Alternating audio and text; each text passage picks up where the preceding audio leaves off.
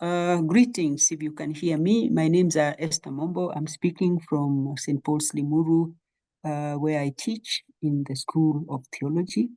I'm sorry I'm not able to be there, but I look forward to our interactions on poverty, the fact that the face of poverty is women. That is my interest, and I want to see how we debate on that. Thank you so much. Thank you so much, Esther, for joining us, and we'll come back to you in a moment. So Professor Esther Mombo has, kindly agreed to deliver the inaugural address. Not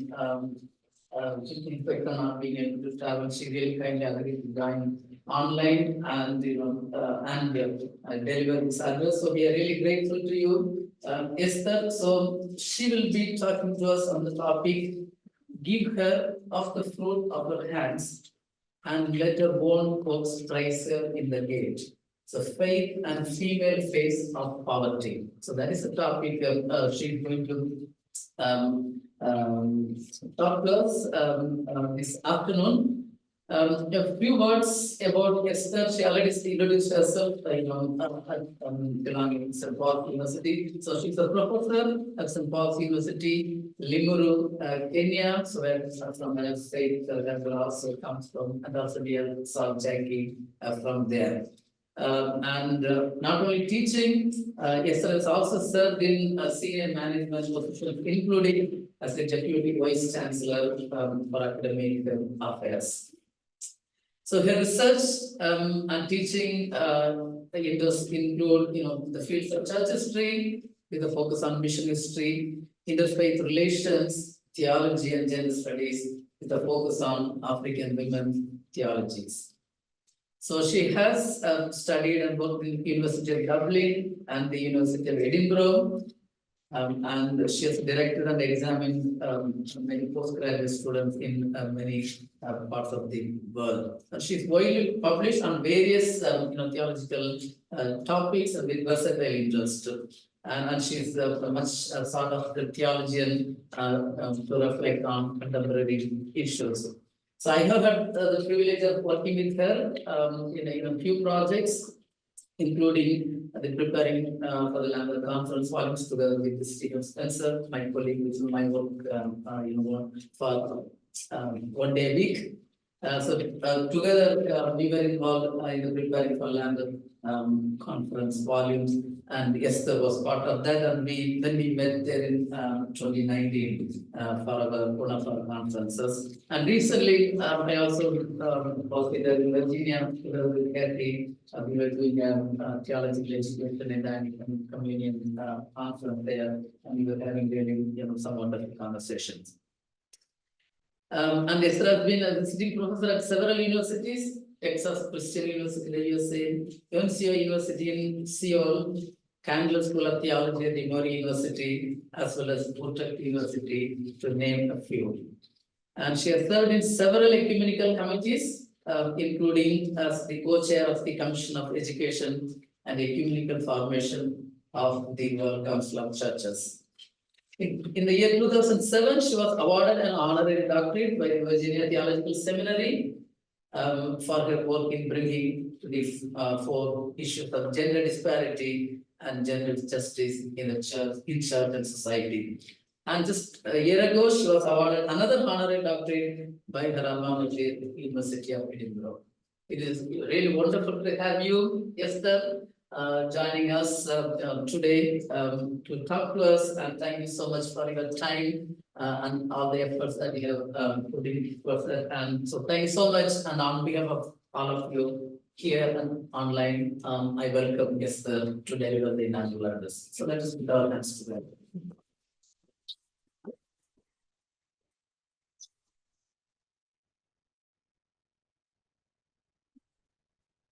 Okay, over to you. Right. Thank you so much for the introduction. I was wondering who you were introducing, but thank you so much. I'm sure you've been following Google. Don't always trust Google, but thank you so much for the opportunity. I'm grateful to be here and really happy to hear voices that are familiar and grateful that they are here with me. And I want to also say thank you for Jackie, my TA and researcher, for joining this afternoon. At least she can tell me later what it was like. So asanteni sana as I speak. I'm really honored to participate in this wonderful conference on the theme of church and poverty, coming from a continent that is young, a country that is very young in terms of years of being independent, colonized by the British people, a growing church, a young church, a growing country, a young country, and poverty, which is relative, affecting us in different ways. And we do know that in terms of writings of theology, we've had theologians who have talked about the church and the option of the poor. While we do agree on issues around poverty, of course, the methods of approaching poverty differ from one space to another. Scriptures, of course, challenge us. They talk about poverty, as we have already heard. But we also wonder, when Jesus says the poor will always be with you, then why are we working hard on eradicating poverty? That is a whole other conference if we had to speak about it. But we know that in the current world, we are faced with many challenges. And to take out poverty alone, of course, may not solve, because poverty is interlinked with other issues. Climate crisis is one of those. The rise of neo-capitalist economic systems is another one. We think of the ways in which our spaces are challenged with war, and we do realize that that is also interconnected. I do know that many a times we have put like climate crisis very high on the ladder, and it is true, as I'll be pointing out later in my own context, how that has impacted on us. And so it is important that we look at issues of poverty amidst many complexities. And while I can't speak for the whole world, I've chosen to look at my own country, and in that country, we will find aspects that are familiar from other spaces as well. So amidst many complexities that we do have in our society, the role of the church in addressing poverty is increasingly crucial. As a moral and a spiritual institution, the church has a unique opportunity to advocate for social justice, to promote aspects of inclusive economic policies, and to mobilize resources to support the most vulnerable in the society. We do know that the church has played a pivotal role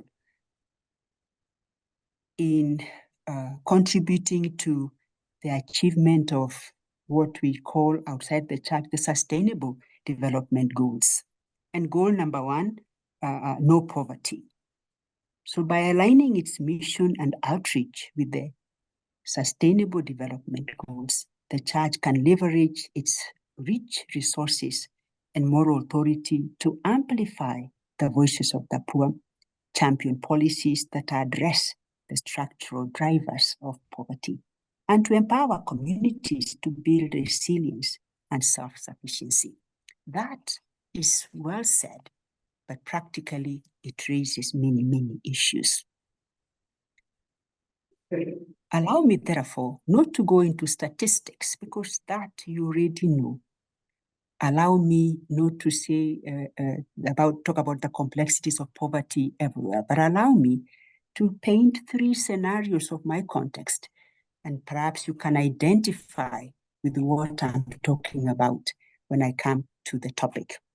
And the topic that has been read to us, of course, is give her the fruit of her hands, and let her own works praise her in the gate, faith and female face of poverty. We do know that there are many writings around the face of poverty that is female, or the feminization of poverty. I'll be touching a bit of that as I go on. So 3 scenarios from my own context. One is the women in Kabuku where I live and work. I work at a university that is situated between 2 communities divided by class. One community is affluent with big houses, beautiful hedges and gates. The other community is a mixture of housing estates built for rental for students and workers in the different farms, and especially flower farms. Because of the farms around, the women in the settlement community do business on vegetables. They wake up very early in the morning. By 4 a.m., you see them loading trucks to take their vegetables to the city to sell. These women do their business, and by 7 or 8 a.m. in the morning, they have returned to their houses to ensure that their children go to school. And when the children have gone to school, they go back to their daily tasks in the home and set up small spaces to sell more vegetables. In the evening, they feed their family and start loading vegetables to take to the city the following day. Those who have animals with them, they'll go out to get fodder for the animals. They'll ensure that they attend to meetings of school and meetings of the church. So they wake up early and they sleep late. You even wonder how many hours do these women sleep? If I have an early morning flight to catch, I'm leaving the house about 3 or 4. I find these women loading the vehicles to take their vegetables to sell. But when you look at their livelihood, these women work so hard, but they live from hand to mouth. They do not make much. They compete with other farmers who buy from them at wholesale prices and then sell at a higher price. Those farmers or business people own the businesses themselves. They own property within the city. But their lives begin around 9. You see them passing in vehicles going to the city. I keep asking myself, if working hard is about becoming rich, why are these women not rich? They live from hand to mouth. They work so hard, their labor is not recognized. They are always seen as a problem because they are poor. That is the first scenario. The second scenario, over the last semester, I was teaching a short course on religion and development.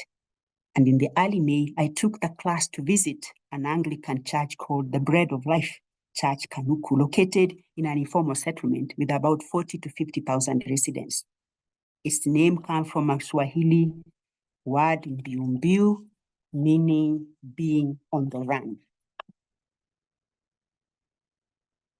Kiambu is 4 kilometers east of the center of Nairobi. The informal settlement borders the Moi Air Base, Eastleigh Airport, and within the ACK Christ, the Bread of Life Church, they offer entrepreneurial trainings and support 46 dwellers from the informal settlement to start small and sustainable businesses, such as making soap and nutritious porridge to sell. The visit came in the backdrop of the April 2024 devastating floods, which marooned most of Kenya. The informal settlement was not spared. Several houses were marooned in the floods. Some structures in the area, including a church, had been swept away. My students were invited to help clear the water from some of the houses. Reflecting on their visits, my students were surprised on how hard the women worked. Some of them said, we have seen women just bending, clearing the waters, cleaning, washing clothes, caring for children, and cooking to sell. They saw young people seated, not doing very much, and especially the male children. The students reflecting upon it said they saw the face of poverty in the female who was really working hard, but whatever she was doing was not even being noticed. How sustainable were the businesses these women were making? Again, living from hand to mouth. Why was the settlement, the informal settlement there? Why can't the politicians change the place? The women said the politicians will not change the place because they see us as a bank of votes. So every time there is new election, they will come and say, we shall do this and we shall do that and we shall do that. But year in and year out, they remained in those informal settlements.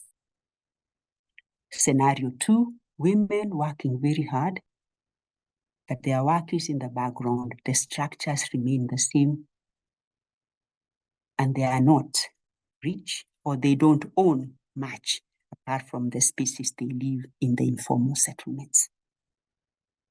The floods affected them, houses marooned, and they were trying to clean up those houses to live in.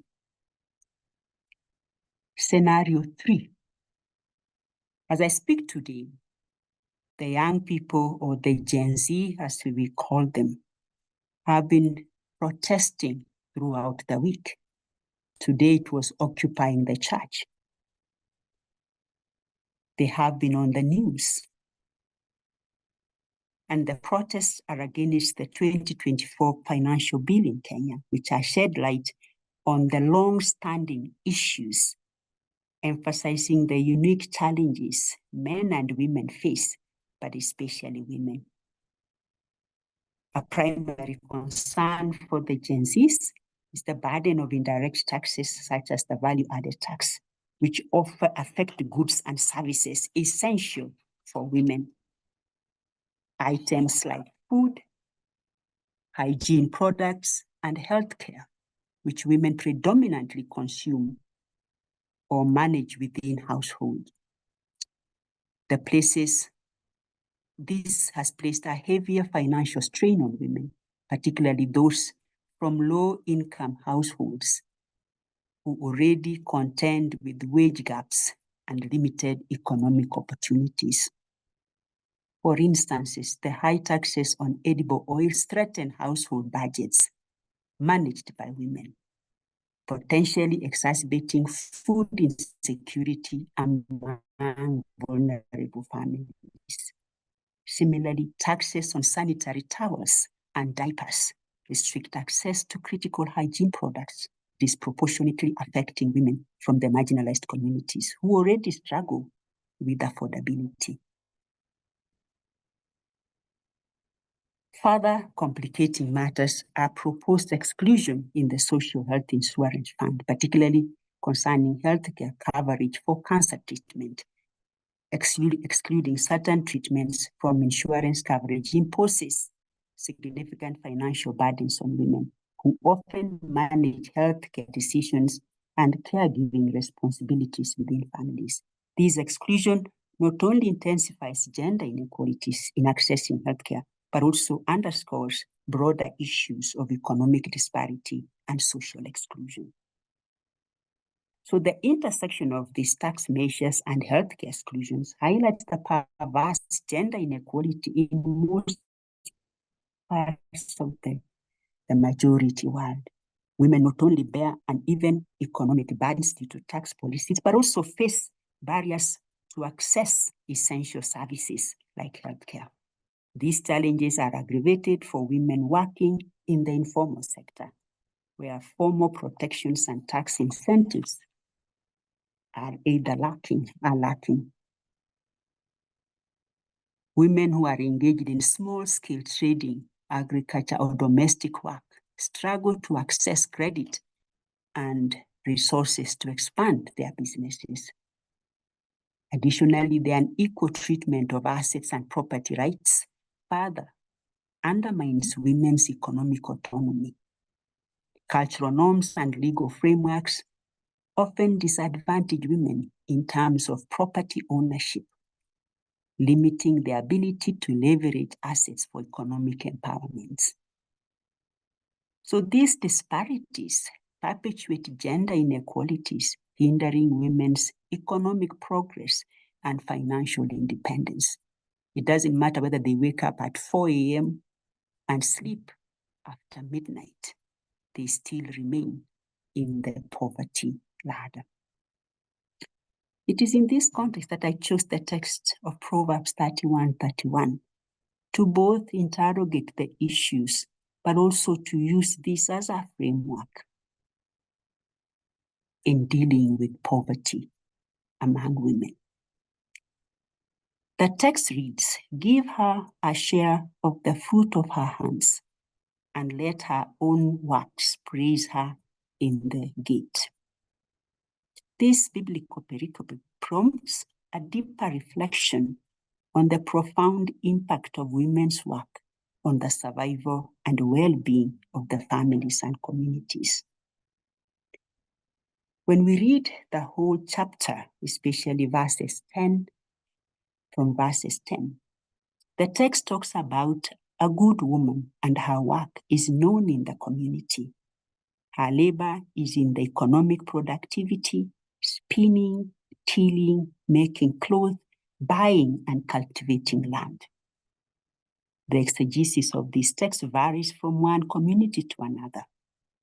In contexts that I'm familiar with, the paradigm of a virtuous womanhood is what women, particularly Christian women and girls, are constantly taught in sermons, songs, seminars on marriage and family life.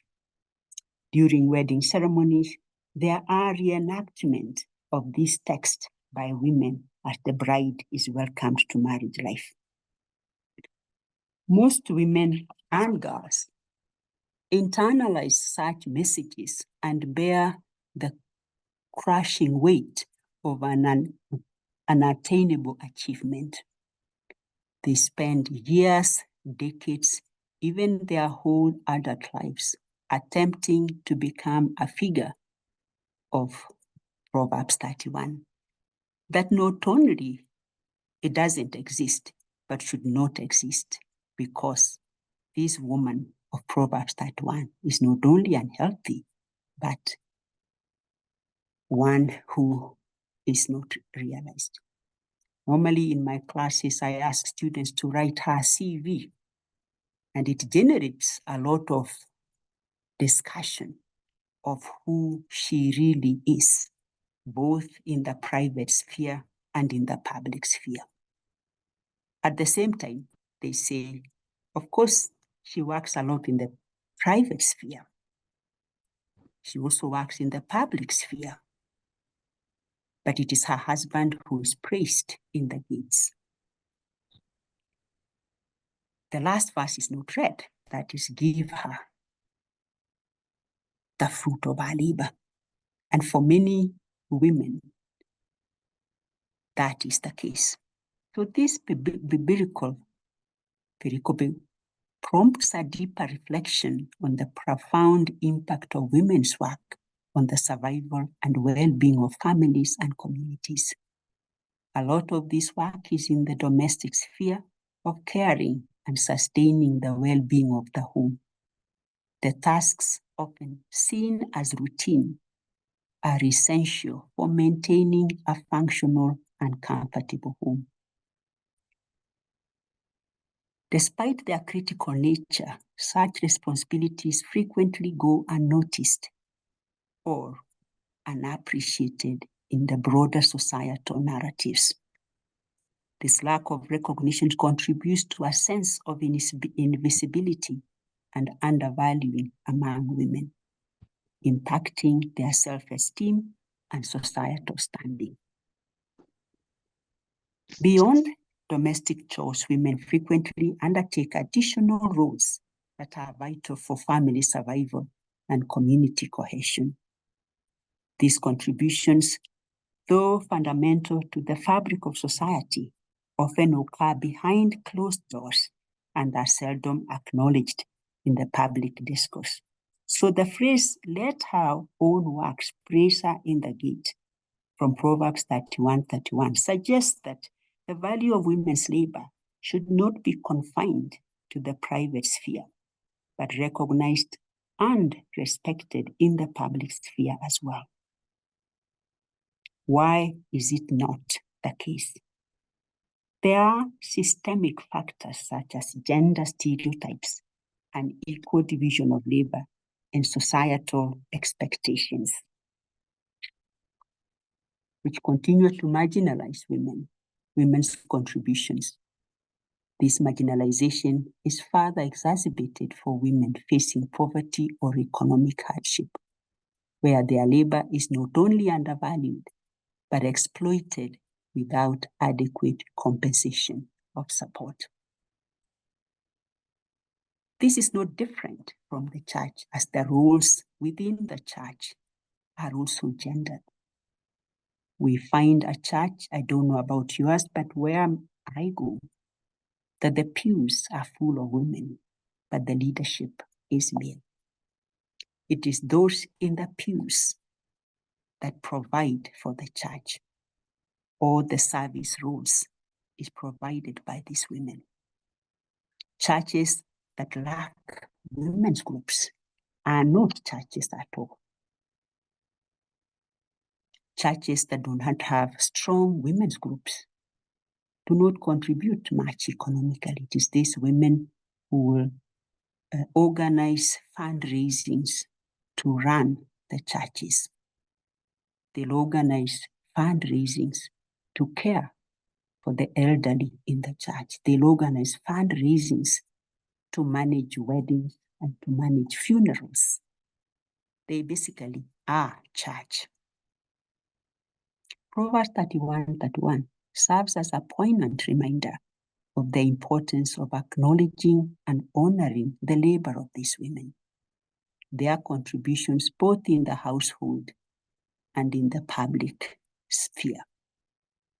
It is significant for the survival and well-being of families and societies. By giving due recognition and support to women's labor, we can strive towards a more equitable and just society where all individuals are valued for their contribution, irrespective of their gender.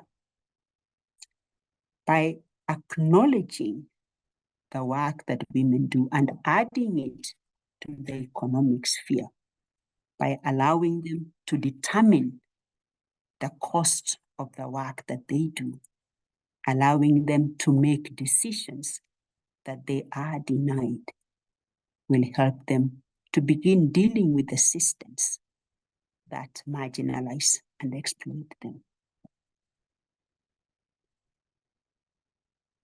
When we think about the face of poverty, we see the face of woman.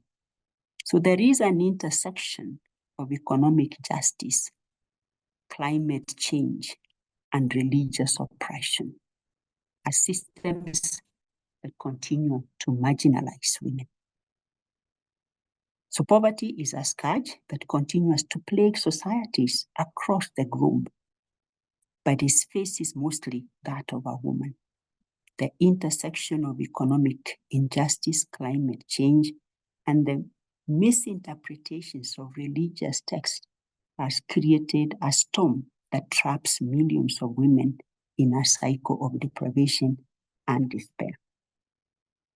Entrenched patriarchal structures, gender-based discrimination, and limited access to education, healthcare, and financial services all contribute to the feminization of poverty.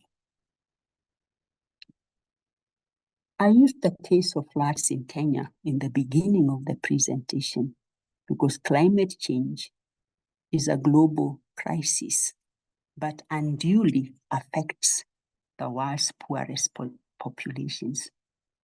It worsens the plight of the impoverished women. Women are more vulnerable to the devastating impacts of the natural disasters because they impact on the food security. And when resources are scarce, there is conflict, and they will suffer in that conflict. So access to essential resources and decision-making power continues to marginalize the women. And this marginalization is not only in the economic and political sphere, it is also in the religious sphere. In the religious sphere, it is dependent upon the teachings of the church about women, the subservient roles that the women have to take, the socialization that is used in reading the texts, the culture that is used to read the texts, hence the subordination of women. So as much as we look at issues of climate, which are important, it is also important as we look at the issues of the reading of the texts about the woman, the role and the place of women. It is interesting that Jesus and disciples were supported by women. They lived off what women would provide, which is also one that you can use a whole conference talking about women supporting Jesus and his disciples. Let me go back to issues around climate. As climate changes disrupts traditional livelihoods and force migration, women are left to shoulder the burden of providing for their families, often in increasingly precarious circumstances. Drought and floods impact on women more than they impact on others. It is Wangari Maathai, the renowned Kenyan environmentalist and Nobel Peace Prize laureate, who used an intersectional approach in the fight against poverty. Through her innovative approach to environmental justice advocacy, Maathai's work recognized the connection between environmental degradation, economic marginalization, and the feminization of poverty. And I wish the church would take this intersectional approach. She dedicated her life to empowering women and communities to tackle these interconnected issues. At the center of Maathai's approach was the Green Belt movement, an environmental non-organization she founded in 1977. The Green Belt movement focused on tree planting as a means of environmental conservation. But it was much more than just a tree planting initiative. Maathai argued that deforestation and loss of natural resources were deeply tied to the economic and social oppression of women, who are often responsible for securing fuel, food, and water for their families. And I can add here, not only for their families, but for the communities, and especially the community of the church. By mobilizing women to plant trees, the Green Belt movement not only restored the environment, but also provided economic opportunities and empowered women to take control of their livelihoods. The women involved in the program were trained in sustainable agricultural practices, earning income from the sale of seedlings and other tree-based products. This not only improved their financial security, but also gave them a greater voice in their communities and a platform to advocate for their rights. By making women to plant trees, Wangari Maathai was bringing to light the issue of ownership of land. As in some cultures, women were not allowed to grow trees because growing trees means owning the land. And so she knew that ownership is power, and ownership is one way of dealing with the systems of exclusion and discrimination. Her approach was rooted in the belief that environmental degradation and poverty were two sides of the same coin. She recognized that the exploitation of natural resources, often driven by economic policies that favored the wealthy and powerful and harmed the poorest and most marginalized members of society, particularly women. By addressing environmental issues through the lens of social justice, Maathai was able to empower communities to take control of their own development and continually break the cycle of poverty. In her Nobel Peace Prize acceptance in 2004, Maathai eloquently articulated the connections between environmental conservation, women's empowerment, and the alleviation of poverty. She observed that this is a fundamental link between environmental conservation, democracy, and peace. When we destroy our natural resources, we rob the poor of the resources they depend on for their livelihood. Both now and in the future, this is a justice and a peace issue. These aspects of Wangari Maathai were based on her traditional spirituality, growing up and learning the significance of trees and the significance of conserving water and the environment. She knew that in order to deal with the environment, you invoke a spirituality. You work towards good governance.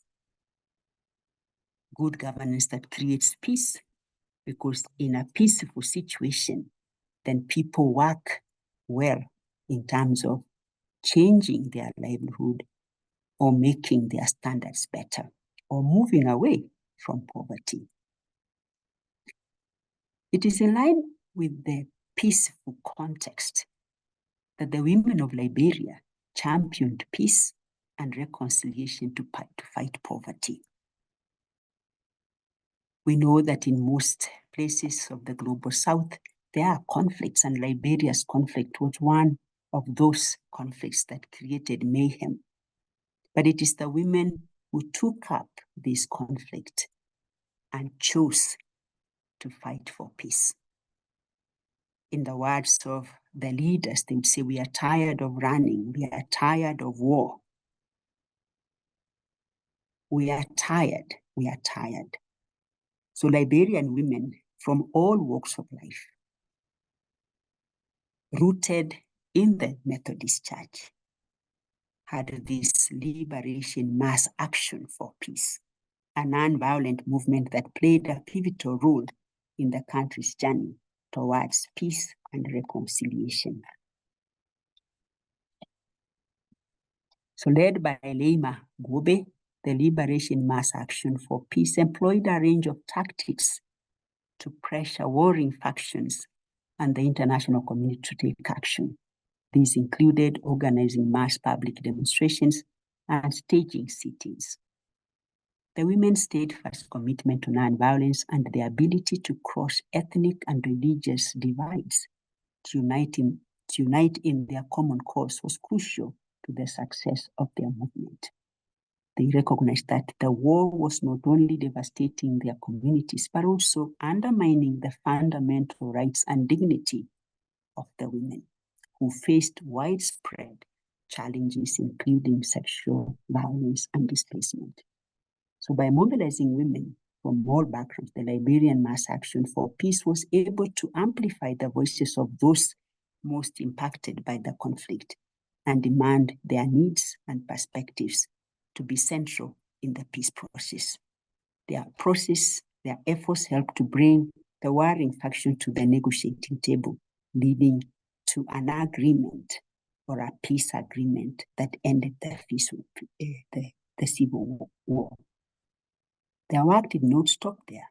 In the aftermath of the conflict, they continued to play a pivotal role in the country's reconciliation and reconstruction efforts, advocating for the inclusion of women in the decision-making processes and ensuring that unique needs of female ex-combatants, widows, and survivors were addressed.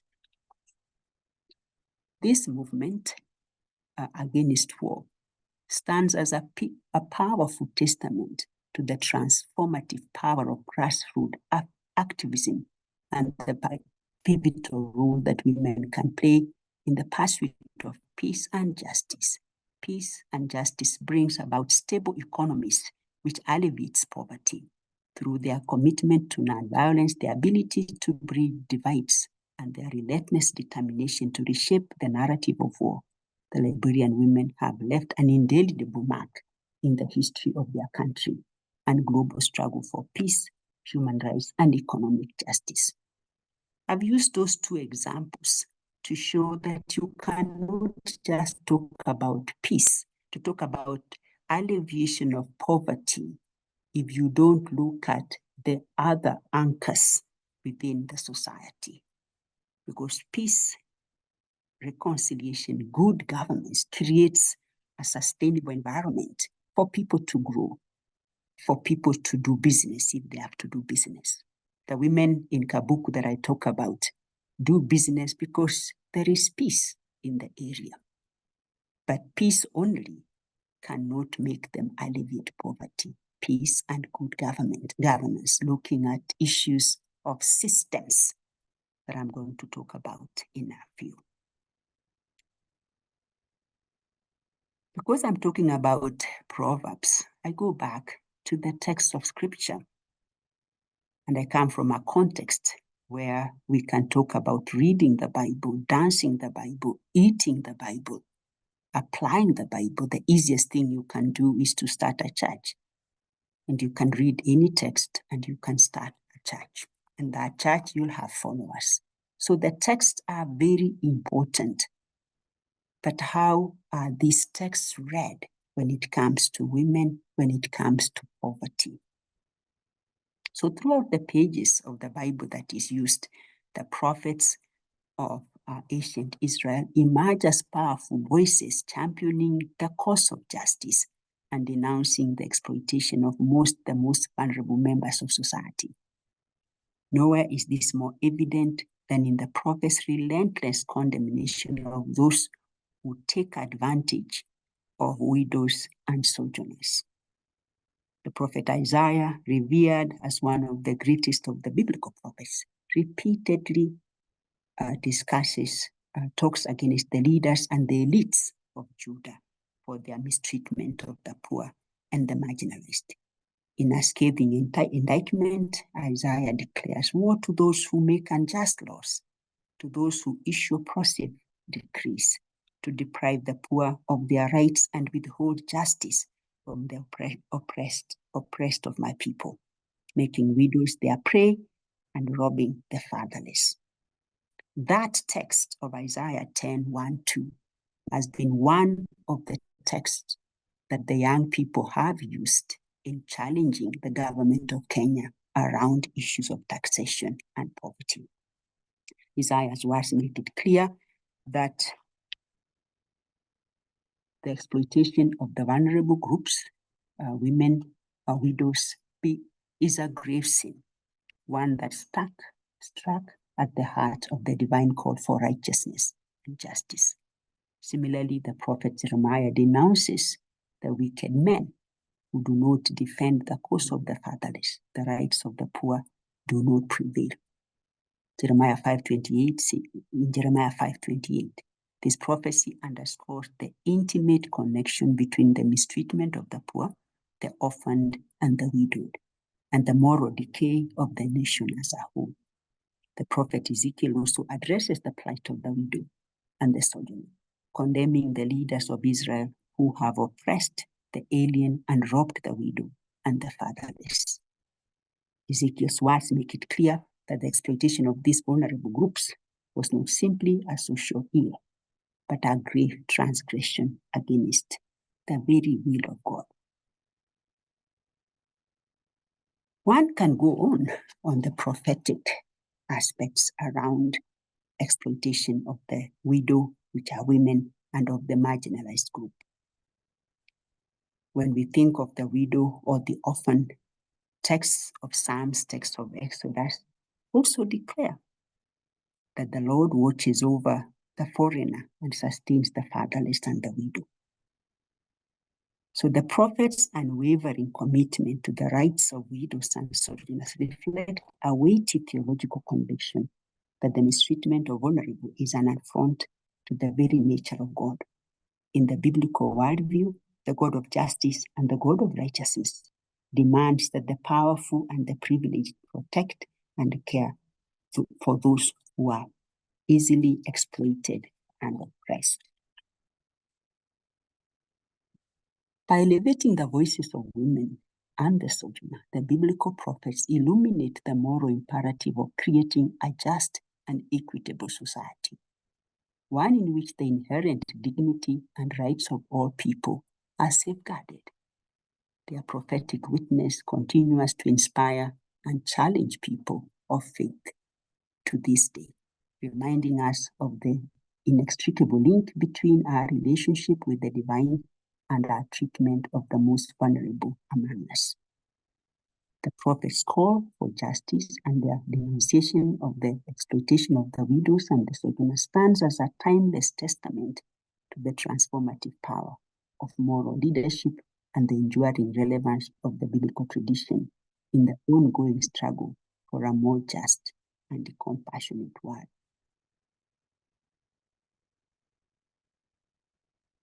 Now I then return to the Proverbs 31:31 and the prophet call for women's empowerment. Honor her for all that her hands have done, and let her works bring her praise at the city gate. Not in the private sphere, but in the public sphere. This verse from the book of Proverbs offers a clarion call for the empowerment of women, one that challenges the systemic roots of poverty, advocates for access to wholesome education, and calls for the creation of an enabling environment that fosters the holistic growth and the flourishing of women. So one of the things that I want to raise in terms of looking at Proverbs 31:31 is how we challenge the systemic roots of poverty. The women who work very hard in my neighborhood do not accumulate any wealth because any empowerment that development has brought to them does not deal with the systems with which they operate. One would ask, but they have been taught to do trade in many of the programs that the church brings in terms of development is, of course, teach them sewing, give them sewing machines, teach them the ways of doing business, give them business skills. Start a polytechnic of the church to bring the unwed mothers, to bring the divorced, to bring the widows together so that they can form a company, because that will help them, will empower them to manage business. One of the things we forget is that some of the women that wake up at 4 a.m. from my community, it is not the business skills they lack. It is the system where they do business that is unjust. So when the verse says, honor her for all that her hands have done, is a recognition of the intrinsic worth and dignity of the women's labor and the contribution to society. It is a refutation of the patriarchal systems that have historically devalued, exploited, and marginalized the economic and social participation of women. By calling for the public recognition and praise of women's work, the passage subverts the structures of poverty and oppression that have confined women to the margins, denying them the rightful rewards and acknowledgement of their efforts. This assertion aligns with the calls of the biblical prophets who denounced the exploitation of the vulnerable. It is significant, therefore, to engage intersectional approaches of race, gender, class, ethnicity to enable us to identify unjust systems that create and sustain poverty, so that women in my neighborhood, when they take their vegetables to the market, they are not exploited by middlemen, particularly, who then will take this and make profits of it. The unjust systems are rooted in the economic, social, and political structures of our society. So to honor her for all that her hands have done is to recognize that as much as she has worked hard, the systems have denied her the space to own, the space to grow, the joy of the business. She now works so hard because she has to eat, she has to care for the family. So yes, we need to empower women with business skills, but we need to honor that they have used those businesses and they have used them well. In honoring them is to name the systems within which they work, which deny them the growth. So I laugh and say, it is not the business skills they need. It's us to manage the systems within which they work. So first, I have said, it is to challenge the systemic roots of poverty by acknowledging this work and ensuring that they work in an equitable space. Secondly, to honor her for all that her hands have done is to advocate for access to wholesome education. The verse emphasizes on the works of the women, suggests a recognition of the importance of access to education and the development of skills and capabilities. We still live in a society in which education is gendered,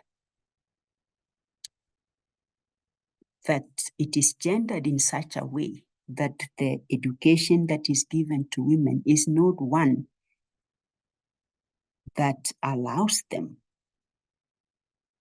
to take positions. Even theological education. I teach in a theological faculty. If you ask me, I have more men than women in class. And that is a reflection of the church.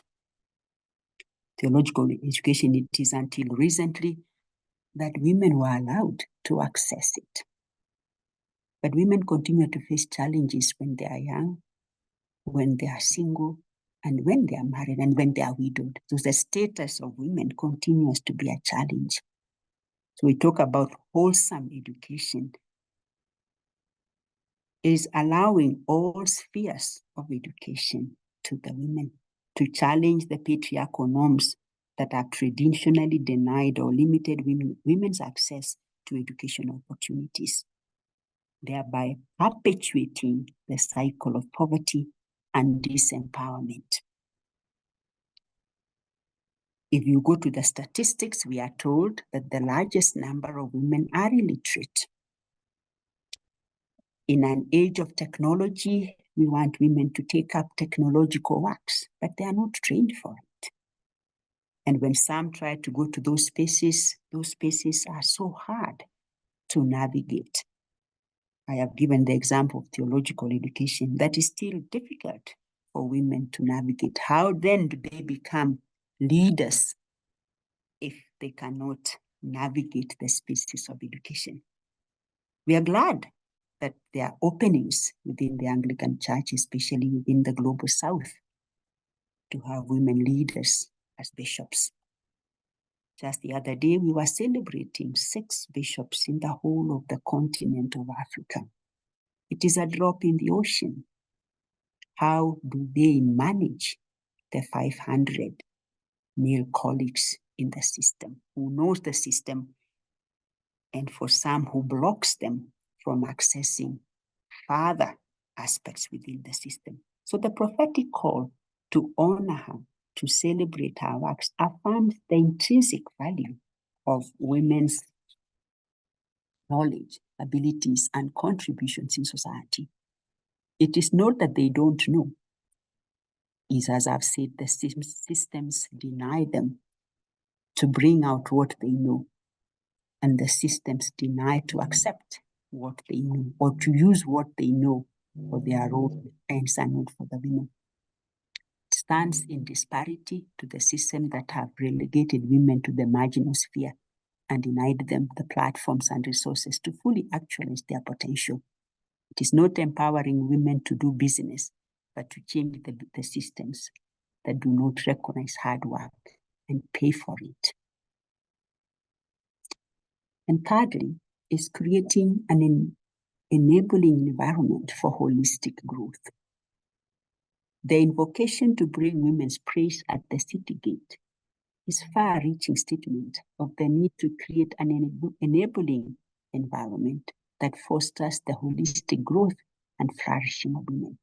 The city gate was a place of public discourse in the context of Proverbs, the decision-making and the exercise of power in the ancient Near East context. So by calling for women's work to be celebrated in the public sphere, the pericope challenges the patriarchal structures that have confined women to the domestic realm, denying them a voice and a seat at the decision-making table. It calls for the dismantling of the systems of exclusion and the active inclusion of women in all spheres of socio-economic and political life. Yes, policies have been passed in some countries, and the policies are very good on paper. But the socialization, the stereotypes are still very deep. And so what you find is tokenism. And tokenism cannot overhaul or change the systems. So church and poverty is an important project that we need to study and we need to activate.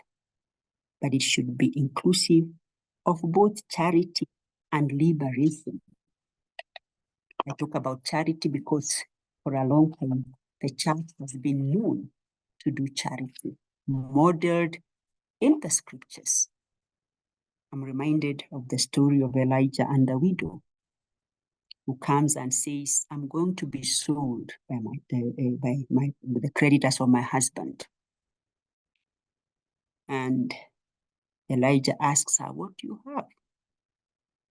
And she says, some little oil that I'm going to cook and eat and we die. She's told to collect jars and to fill them. And the jars are full.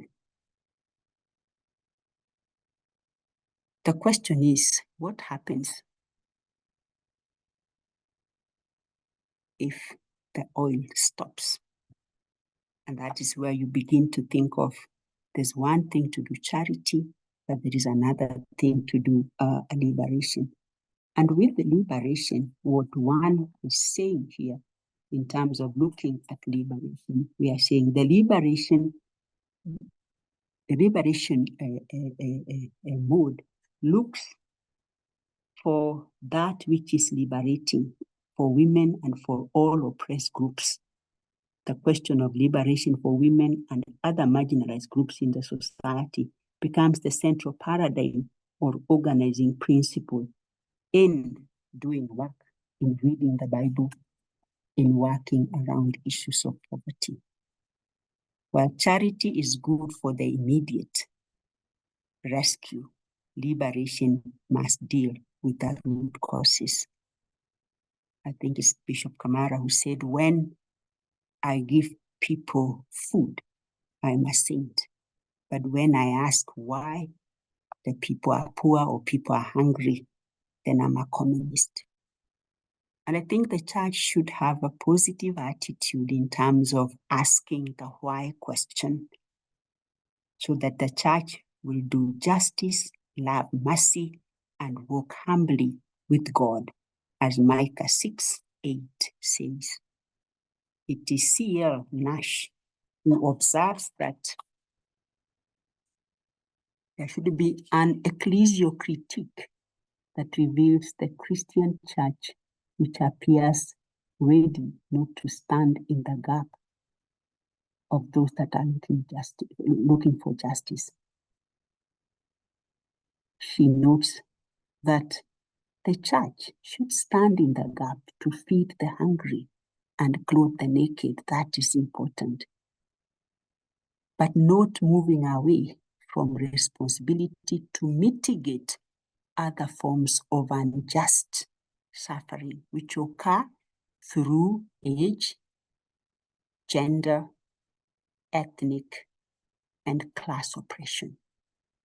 Women, she argues, are often assailable, representing exceptional vulnerability due to their intersectional identities, which they must navigate through systems of disadvantage.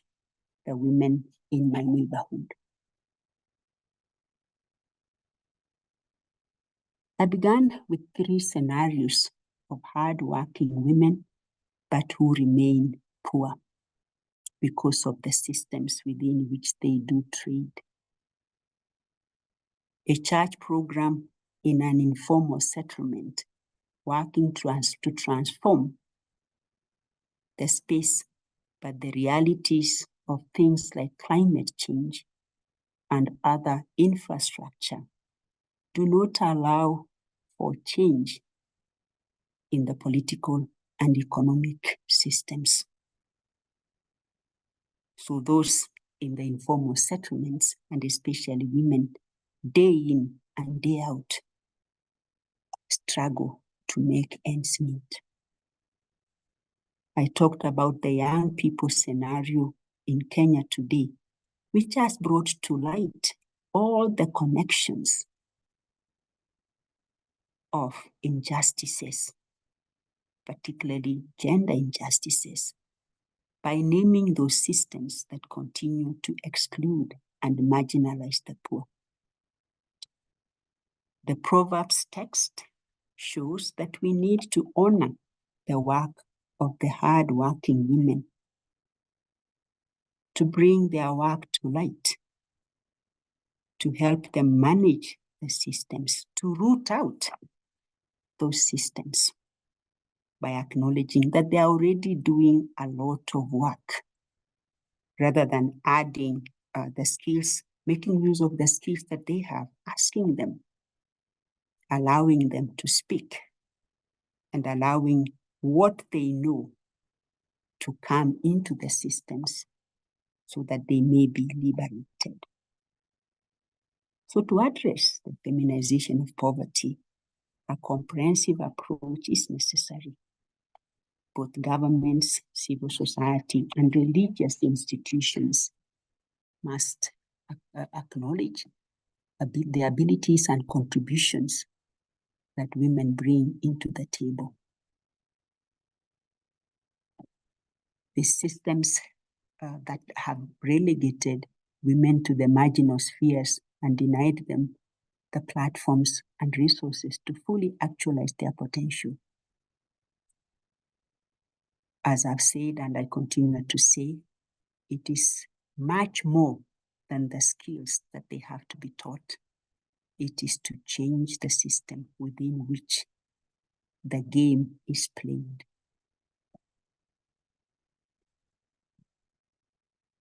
Finally, we need to create an enabling environment for the holistic. Oh, I'm sorry. Yeah, so saying the religious institutions must collaborate to tackle the root causes of economic injustice and promote gender equality and implement policies and programs that empower women. And when I say this, I say it knowing that it is not an easy task, because exclusion and marginalization is rooted in the systems that have been historical. Churches today are talking about reparation, they're talking about historical injustices in the context of what my students love, and particularly McKenna, to talk about modern slavery. In modern slavery from African countries, for example, Kenya, of women who go to work as house helps in the Middle East. And we receive dead bodies every now and then, but now it is normalized. And when they go there, they don't go to work in top government institutions, but they go to work in the domestic sphere. They are abused, maimed, and some die. And when that is raised, it's left from government to talk. But these people do not experience what these women are experiencing. They don't even know why these women have to leave their countries to be domestic slaves. Part of it is perhaps the nature of education in their own countries. So when these government, civil society, and religious institutions collaborate, it means that they'll invest in quality education for girls, increase access to financial services, and ensure women's participation in decision-making processes at all levels. This also requires addressing the impacts of climate change and ensure that women take a leading role in climate adaptation and mitigation efforts, providing women with resources and skills to cope with environment shocks and amplifying their voices in the global climate discourses are also essential. For religious institutions which you and I belong to, we must confront the ways in which we interpret scriptures, so that scriptures do not continue to subjugate women. Scriptures are not used to promote discrimination and exclusion, but scriptures are used to promote a more inclusive and equitable understanding of what Jesus taught. By doing so, our church can play a crucial role in dismantling the patriarchal structures that perpetuate the feminization of poverty. It's only by addressing the intersecting challenges faced by women can we truly eradicate poverty and create a more just society. Women are not the face of poverty. Women should not be the face of poverty. They are the face of resilience, determination, and promise of a better future for all. So give them the fruit of their hands and let their own works praise them in the gates. Thank you.